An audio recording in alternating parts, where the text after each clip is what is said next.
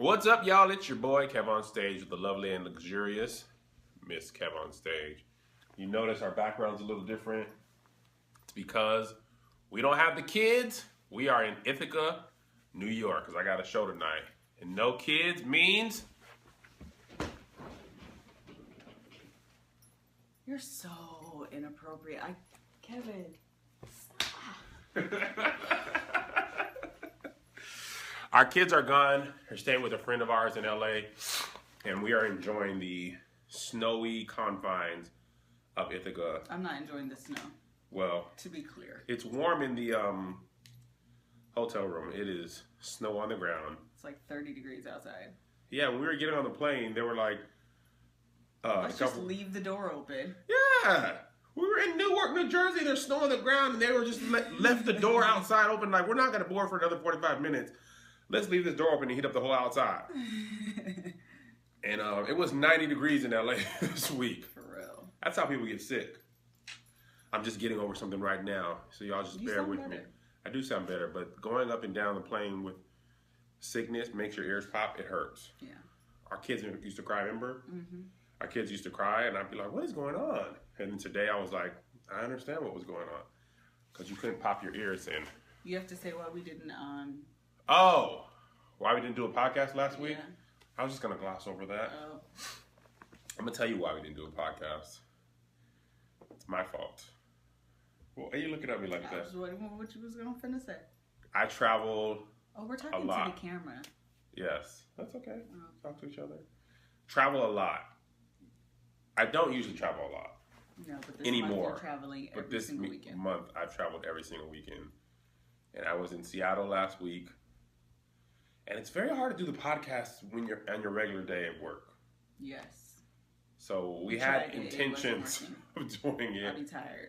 Liz was tired and she didn't want to do it. Here's the problem. If we just had the microphone audio version, we probably could have did it. Yes. Because we didn't look our best. I needed a haircut. Liz had worked 8 hours, 9 hours. She didn't feel great. But our microphone broke, so we only have the iPhone. And Liz is like, I'm not doing it if I don't look good. And I learned long ago, you don't make a woman do something she don't want to do. That's true. Especially if she don't feel like she looks good. She's just going to resent you later. You ain't going to get to make no sweet loving. So we are trying hard to keep up every week. But, man, we got full-time jobs and full-time kids. So forgive us. We'll try to do makeup podcasts, but I won't promise you that either. But just know it is very important to us. Yes. And we try to do it weekly. This is the only first week we missed. Somewhere along the line, we'll give you a bonus podcast. I want to have 52 by the end of the year. So people can be like, man, they did it once a week. But there will be no dates.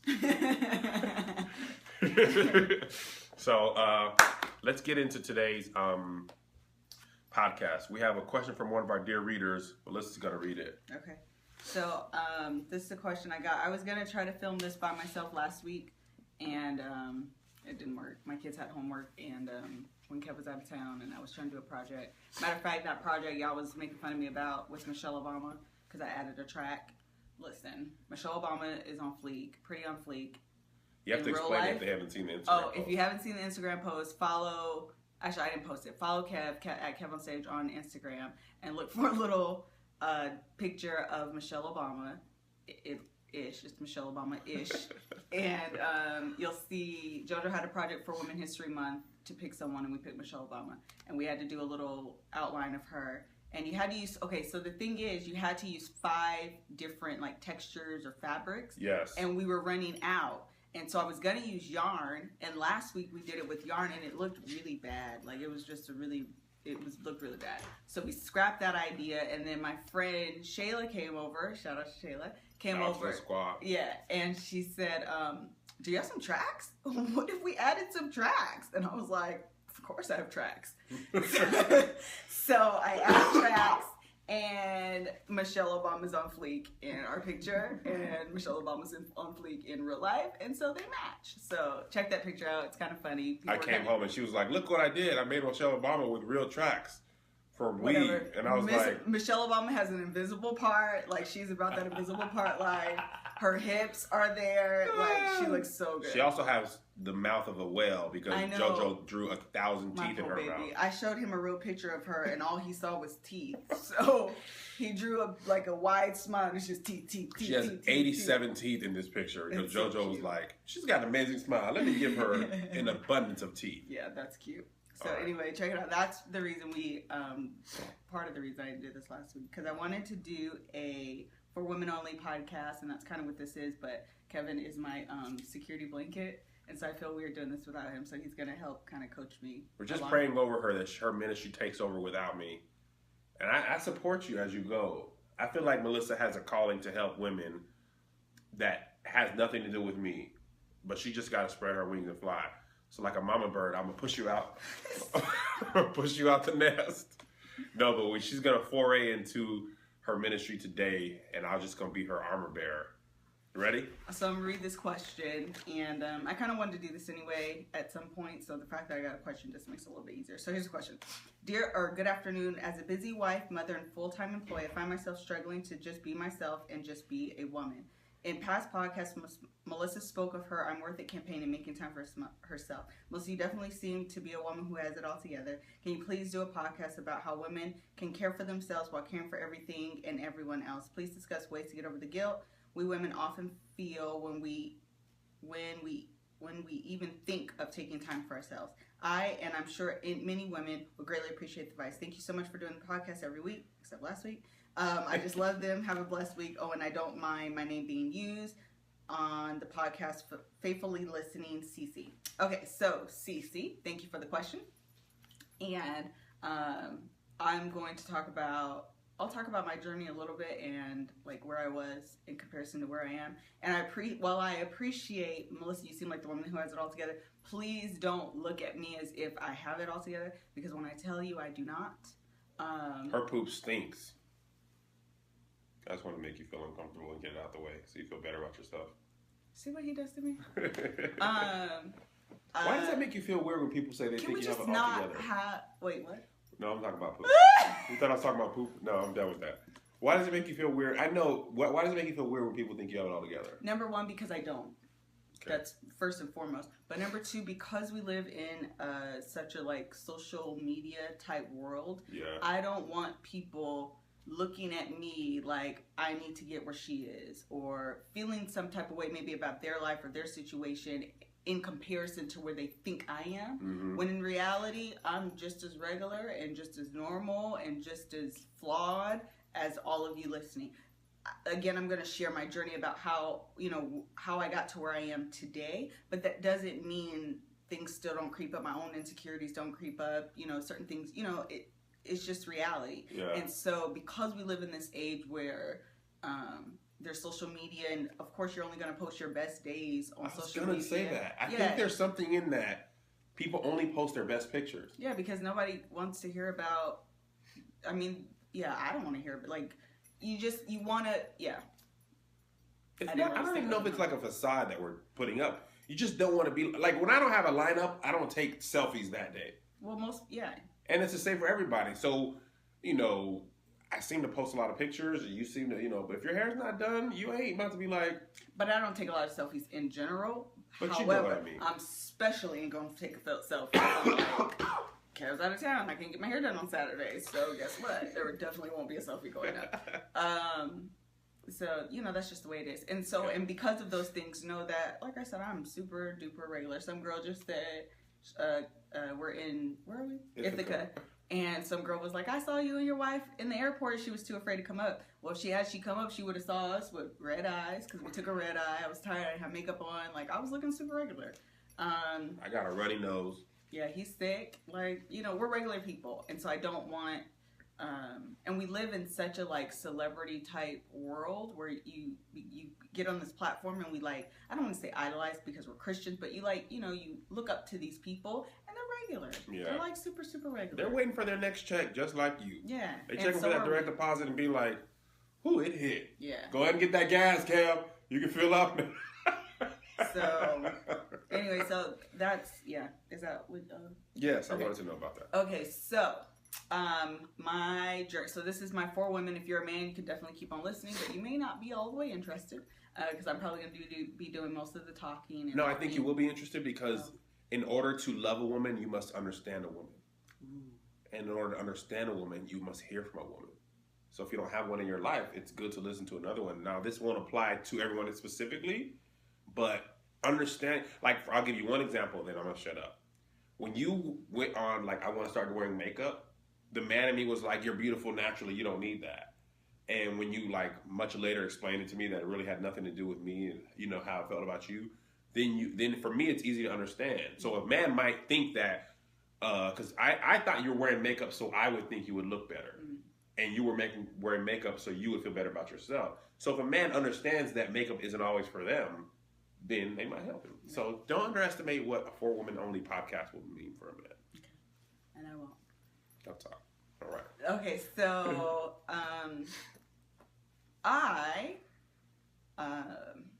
don't get emotional. Sometimes I get emotional. It's okay. You can cry on the podcast. No, I don't want to cry. We keep it real out here. No. If a tear falls, are you guys gonna be mad? No, Nobody's because gonna be mad. no, but we have a show, and I can't do this all over. Okay. Plus, if my makeup looks a mess, I'm sorry right now because we're out of town and I couldn't fix the way I wanted to. Anyways, so my journey. So I, like maybe at 27, 28-ish, maybe. I decide okay. So there was a show called What Not to Wear. I love that show. And I used to watch it all the time, and like I'm naturally, if I into something, I become like a student of it. And so I was watching it, and they always have like a segment where, you know, when they go shopping, and they're like, you need to have, you know, day wear, you need to have night wear, you need to have wear for work, yada yada yada. And so Kev one time, okay, so keep that in the back of your mind. So one time Kev wanted to go on a date. And I looked through my closet and I realized my entire wardrobe was like granny church wear. Like all of it was like stuff I would wear to church, not something that I necessarily wanted to wear on a date with my husband. And that's not to say that there's anything wrong with modesty, because, you know, I feel fine right now and I got to listen, a button up, a sweater, and like some leather pants. I mean, they're leather, but, you know, not necessarily something I would wear to church, but it's still like in modesty. But I felt like I didn't have clothing that was appropriate to go out on a date with my husband.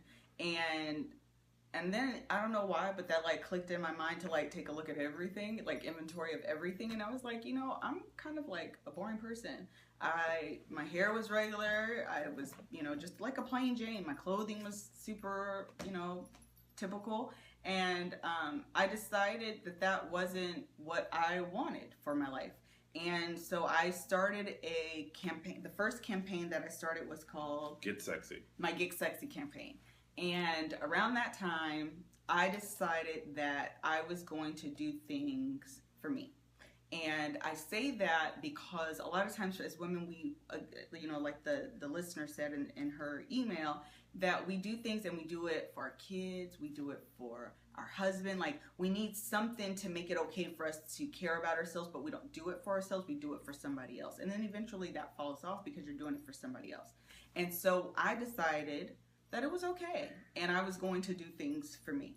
And so I took some time out. I like revamped my entire wardrobe and started like, you know, looking for different things. I started paying more attention to the show, What Not to Wear, and looking for different things, recognizing my body, you know, what looked good on me, what didn't, what I liked, what I didn't like, taking more risks. I was never a person who really like wear pink, especially fingernail polish. I had a lot of issues growing up with this dark chocolate skin that I have, and I'm pretty comfortable. I shouldn't say very, I'm pretty comfortable with it now, but I really struggled with that growing up. And so I just decided I was, you know, bump all the rules. Bump whatever I thought, all the insecurities I thought, I'm going to force through that and bless you, and do what I wanted to do. And it took a long time because you don't realize how much negative thought you tell yourself about whatever your issue is. It could be your weight, it could be your skin tone, it could be your skin, it could like acne, it could be your hair, it could be whatever, your hips, it could be whatever it is. And you don't realize how much that really plays a role. And you have to undo those thoughts and tell yourself, and this is where she's mentioned that I'm worth it. I had to tell myself that I was worth it.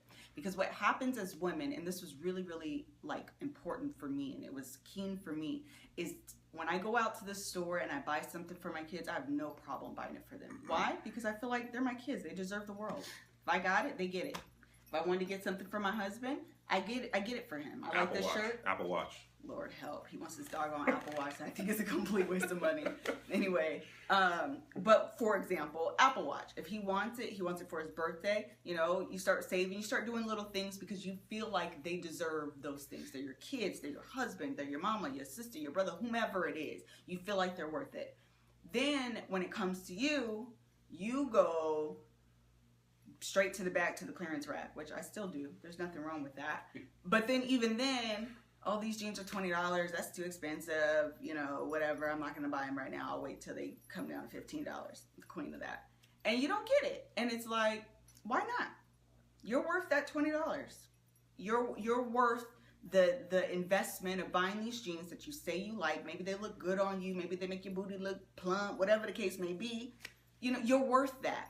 Don't feel bad for buying things for yourself, because in the end, when you feel better about yourself, you're a better wife, you're a better employee, you're a better mother, you're a better sister, you're better you become a better you 360, like all the way around. Like really, really impacts who you are and what you do and how you feel about yourself. Beyonce has a song, I Just Want to Be the Girl You Like, and it's funny, but I really feel like that. Like when I'm out with Kevin and I'm on his arm, I really want him to be proud of the fact this is my wife, and he feels good that I look good. But more importantly, he may not like the shoes that I put on, but if I feel good about it, hi, I'm Melissa. And that comes across, that confidence that you feel comes across in conversations. So it's okay to, like, you really have to self-talk yourself out of the negative talk that you've given yourself over the years. Am I making sense? Absolutely. Okay. I wanted to ask you, do you feel, a lot of this comes from the position of wife, do you feel like this, I do, but do you feel like this type of thing is the same applies for the single lady? Possibly. Do you feel like they feel worth it more or less? Well, I don't know. I mean, I feel like this is applicable to women in general. I've been with Kevin for 15 years, so I don't really know. I wasn't single long enough to like really know that. But I know if you're a single mom with kids, you probably definitely feel this way. Oh yeah, Nick. Yeah, that's what I'm thinking.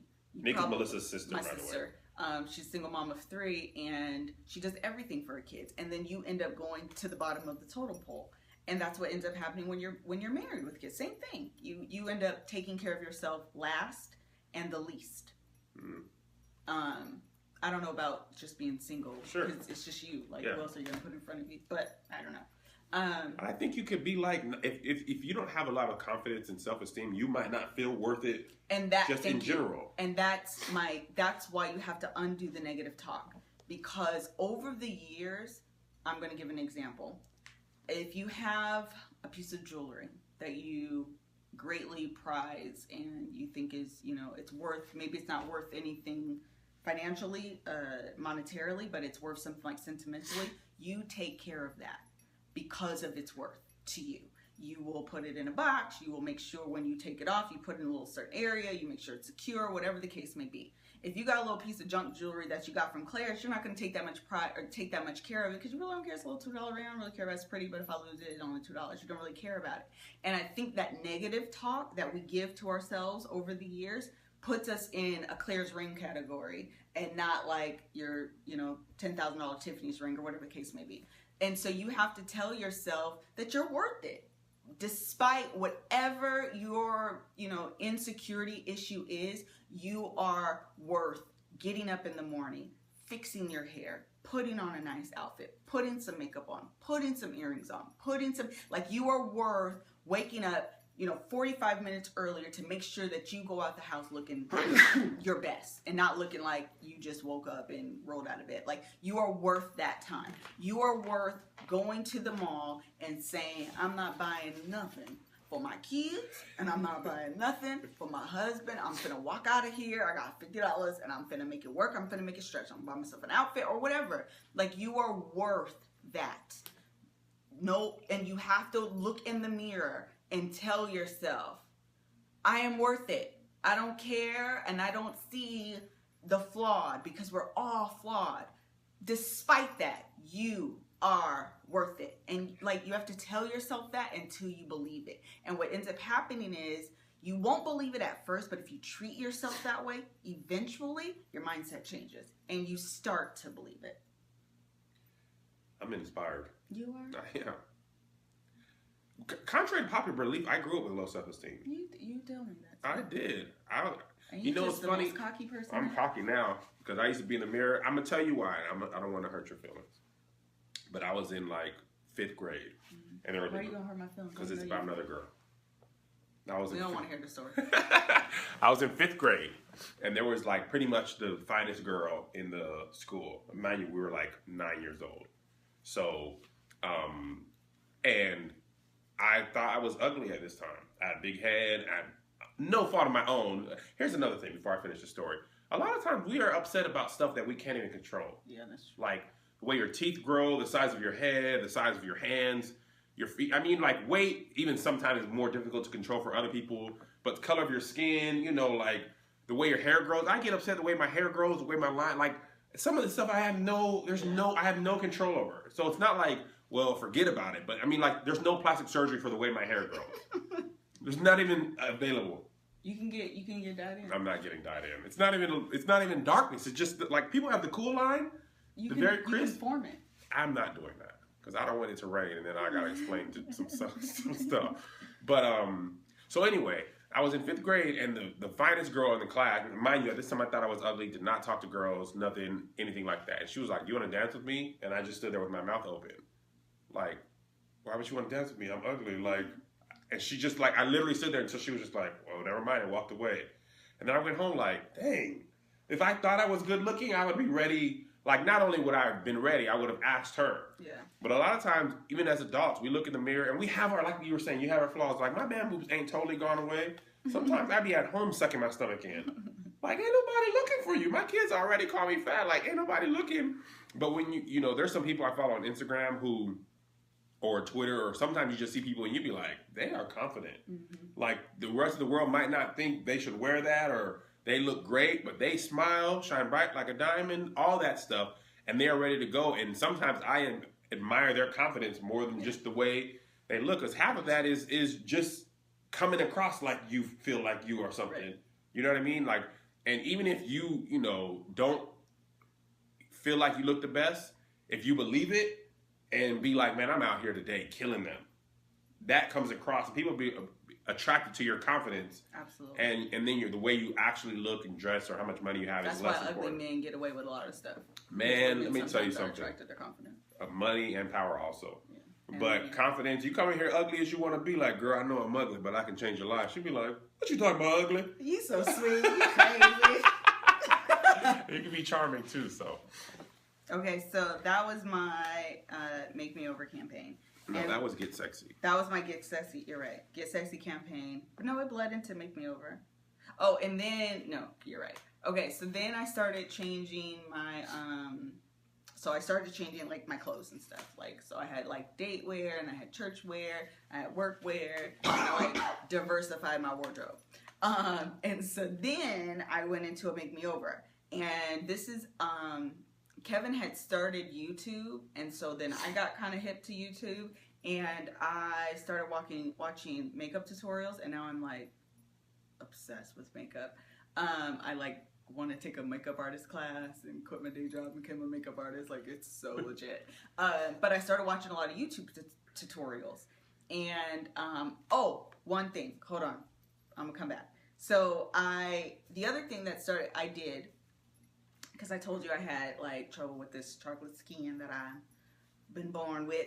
And I realized that celebrities that I looked up to look nothing like me. And while they're still beautiful, and I still think they are just amazing people, should I ever meet them, I realized that was like contradictory to the way that I felt about myself. Because, Halle Berry, for example, I think she's just, like, God just gave her everything. He also here with child support to balance it out. He did. And crazy baby daddies that fight each other and all that I think she's crazy. And she might be. Another podcast. We wanted to talk about Eva Mendes, but okay. So, yes. So, anyway, Holly Berry looks nothing like how I look. And that's not to say she's not beautiful, but she does nothing for me as a darker skinned African American woman. And so I had to and I can name a slew of, because I have plenty girl crushes. And I was like, they look nothing like me. And on a subconscious level, I really do think that does kind of play a role in how you see yourself, because you think this person is beautiful, but they look the exact opposite of how you look. It doesn't quite work. And so I started looking at celebrities that I thought were beautiful and that looked like me though. And so the Gabrielle Unions, the Kelly Rowland, I started looking at Nia Long, just people that have darker skin complexions. And I thought and now I'm I know, while I don't really like her albums, I love Kelly Rowland, legit love her. And she's kind of built like me, she has darker skin, she rocked a short cut for a while, and it inspired me, again, when I said I never wore fingernail polish, I'd always wear clear, cotton candy, and she would have on pink, or wear pink fingernail polish, or rock pink lip, and I was like, if you could do that, let me go to MAC and find me a pink shade that looks good on me. And that's what I started doing. And before you know it, listen, I love pink lipstick now. I love wearing pink fingernail polish. And so those kind of things, again, they just kind of help you break through your the insecurities that you have, the box that you put yourself in because you feel like your hips are big, therefore you can't rock this, that, or the other. Or your skin tone will prevent you from rocking this, that, or the other. You start looking at people that have similar, those things that are your insecurities. You start looking at them and you realize, now wait a minute, they did that. Why can't I? And you realize it's all about, and that's why What Not to Wear was really, it was helpful for me, because you realize, we go through in a store and we say, oh, I wear a size 3. And then you put on a 3 and it doesn't fit, and then you feel fat. No, boo-boo. A size 3 is not standardized across the United States of America. So it's really not you. It does suck for women. Because a size 38, 32 pants for me is a size 38, 32 pants. Here, there, and everywhere. Yeah. Unless it doesn't it's work slim that way. fit. Yeah. But it doesn't work that way for women. So sucks. Don't, I had to learn, not that I had a problem with my weight, but you have to learn not to take that stuff personal. You put on pink and you realize, oh, I can't wear pink. I look terrible. I look like a clown. No, boo, just try another shade of pink. There's a gazillion different shades of pink. Just find the one that works for you. Don't take it personal. That shade just didn't work. That shade. Find another one that does. And so those are things you have to, again, it's negative self-talk, because you'll walk out with your head hanging low and your lip poked out because, you take it and you think it's a reflection of you, and it's not. It just didn't work out for whatever reason. Move on, boo, and find something that does, because I assure you there is. And, so anyway, what was I going to say? Makeover. So then I started getting into makeup, and I started watching a lot of YouTube tutorials, started looking at a lot of different, again, women of my same skin complexion. I started looking at, everybody in general for different techniques, and then people of my same skin complexion for color ideas and what I could do, couldn't do, what I liked, what I didn't like, and that took on a whole other life on its own. So that coupled with makeup, and this is who I am today. Then by the time I was 30, I was feeling real good. I was like, you know what? I'm turning 30. I feel good. Let me cut my hair off. And so that's this. And I thought I didn't like it at first, and now I'm probably team short hair for a while because I actually really, really like it.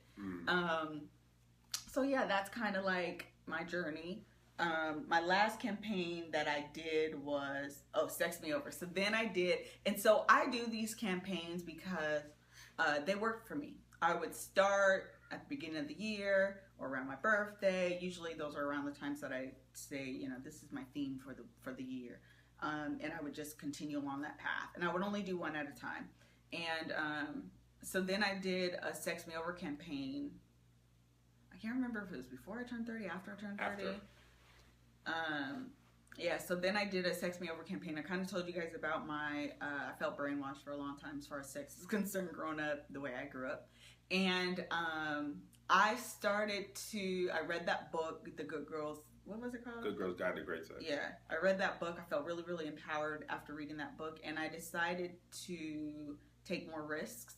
I don't want to go into too much detail. No, man. Okay. Help the people before you go on. One thing I was thinking of is when you were saying, like, you look up to Gabby Union and Kelly Rowland, and, you know, I think people can look up to you the same way. Yeah, but probably don't. They might. You never know. Yeah, but, okay. So help them out. Sex Okay. Me Over. Don't leave them out. Don't leave them hanging. So what should I say? Don't be afraid. Tell them about the campaign. You don't have to go into detail. Okay, so I started the Sex Me Over campaign, and I kind of created, but I don't really use her anymore. You do. You're going to use her tonight, amen? So I kind of created a alter ego, and don't come for me with your little It's not Sasha Illuminati comments. Do not come for me. So and her name is Cinnamon.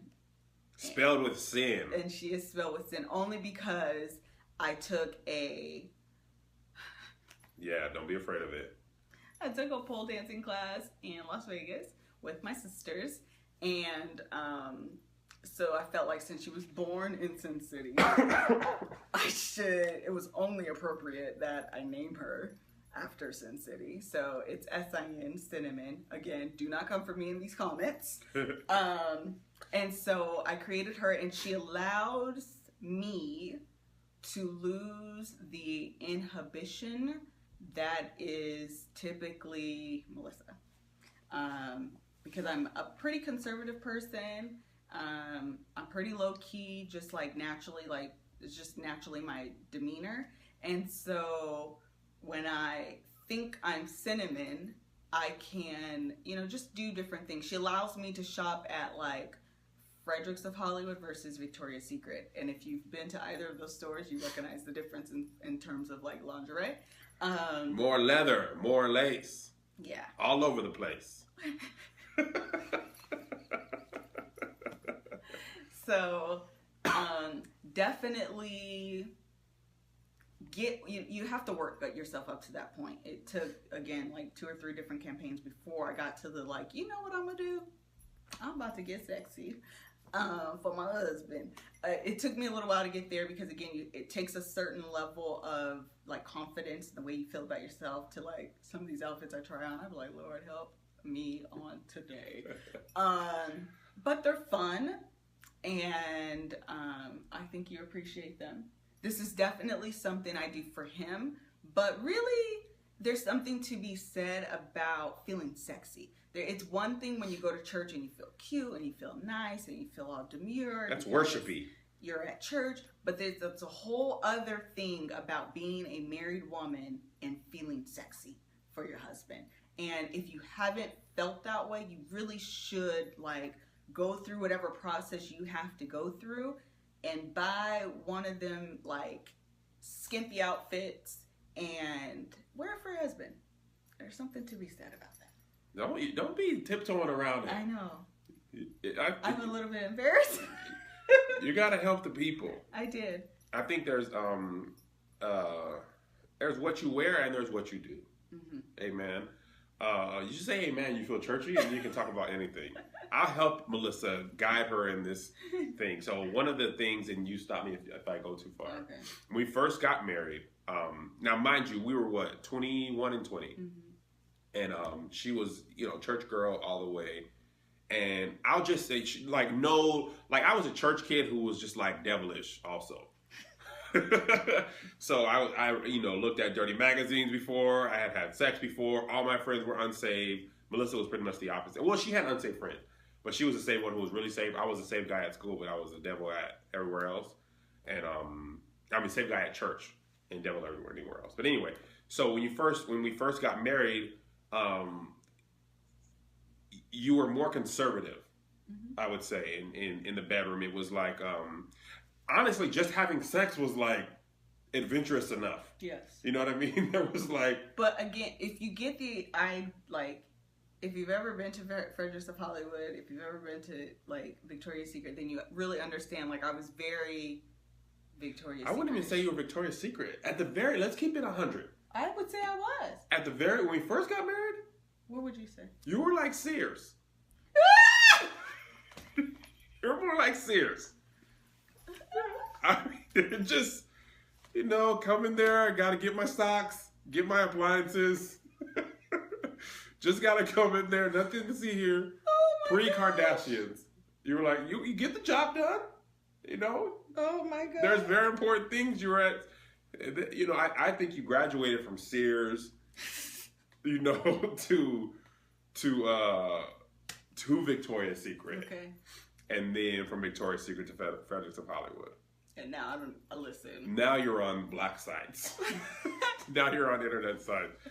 But see, and the thing is, I think it's really important, right? Because you have, like, people always say, if you don't have a good sex life, you'll be led to cheat.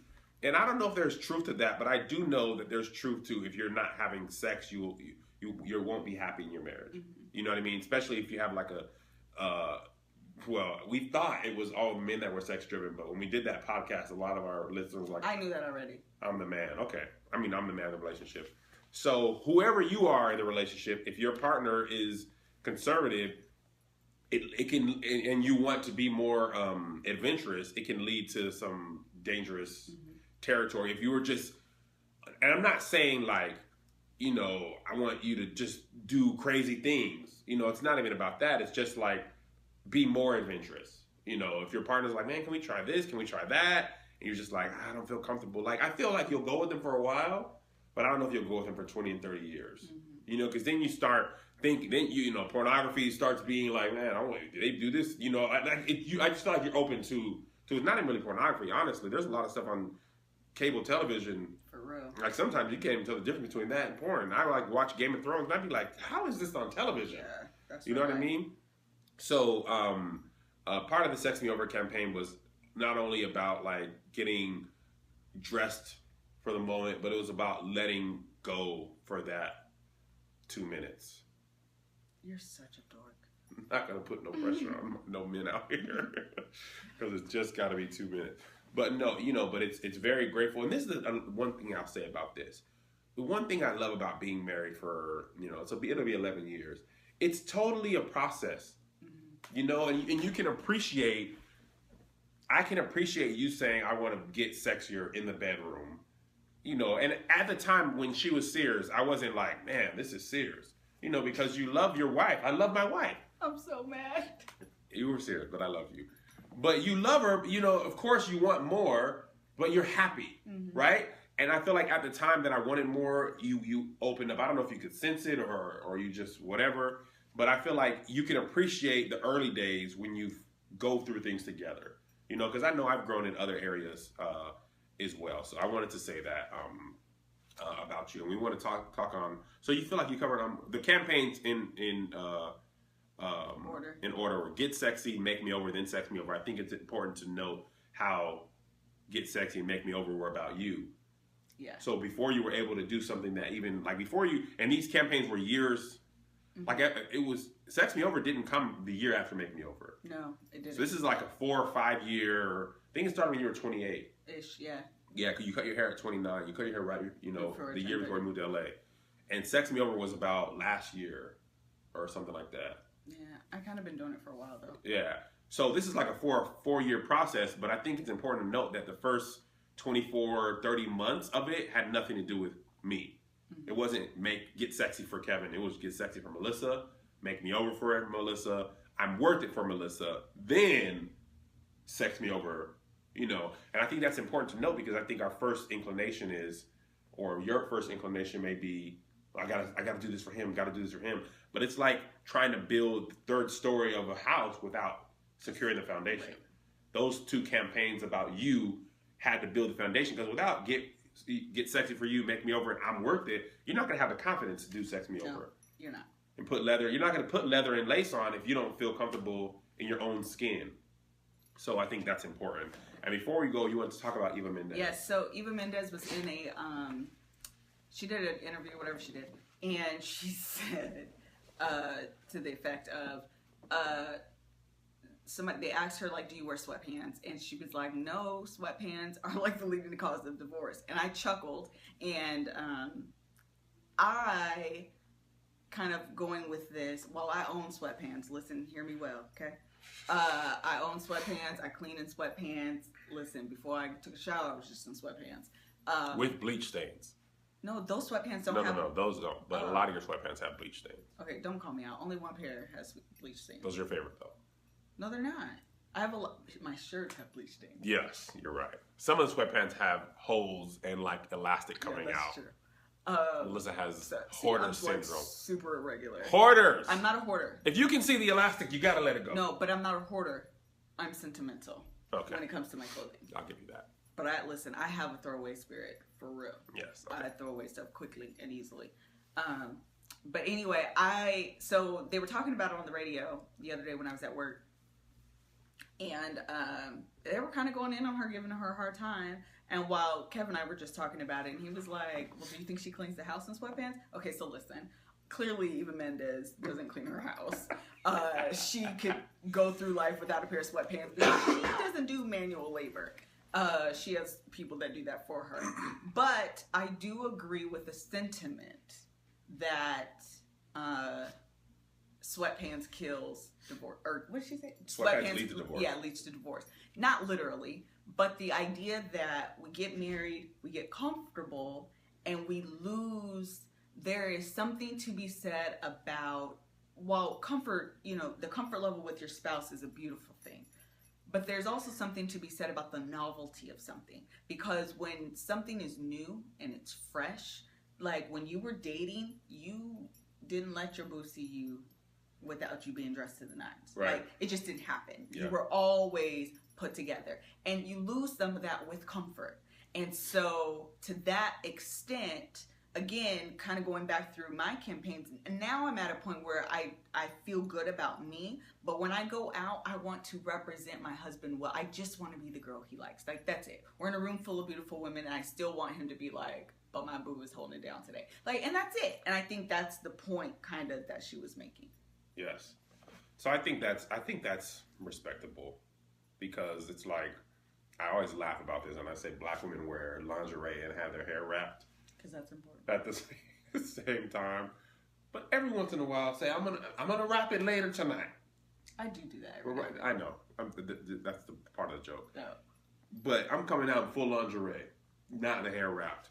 But I think the sentiment of sweatpants is just got to keep that desire there. Mm-hmm. Marriage is a huge carrot on a stick. You got to be desirable and make a person desire you, and you should be well. I think you did a good job today. You did. I'm really proud of you. And I just sat here and supported you. Thanks. And it'll help because I'm in the sick boy. So thank you guys for tuning in, and we'll do our very best to be here every week, considering our life. And thank you for tuning in to iTunes, SoundCloud. You can find Melissa on the social medias at Miss KevOnStage. At Miss KevOnStage on Instagram and Twitter, and I'm never on Twitter. I responded to somebody like 10 hours late, so don't take it personal. But I'm pretty active on Instagram and Facebook, so find me. And you can find me, KevOnStage, everywhere I go, everywhere I be. Instagram right now is my favorite social media app. And then my Facebook page, KevOnStage, and then the Twitter, which I'm not as good at because I be working now. So we'll see you guys tomorrow. Ish. Well, next week here. Tomorrow on my YouTube page.